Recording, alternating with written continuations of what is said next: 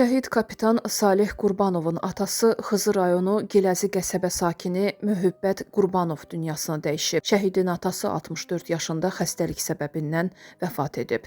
Qeyd edək ki, Salih Qurbanov 14 aprel 1990-cı ildə anadan olub. Vətən müharibəsindəki şücaətlərinə görə, Cəbrayılın azad olunmasına görə, Xocavəndin azad olunmasına görə və Laçının azad olunmasına görə medalları ilə təltif edilib. O, 2022-ci il sentyabrın 12-də Ermənistan Silahlı Qüvvələri tərəfindən törədilən geniş miqyaslı təxribatın qarşısının alınması zamanı Kəlbəcər rayonu ərazisində şəhid olub. Prezidentin 5 noyabr 2022-ci il tarixli sərəncamına əsasən ölümündən sonra Azərbaycan bayrağı ordeninə layiq görülüb. Salih Qurbanovun şəhid olmasından sonra onun həyat yoldaşı Ləman Qurbanova ailə daxili münaqişə zəminində qaynı Talih Qurbanov tərəfindən qətlə yetirilib.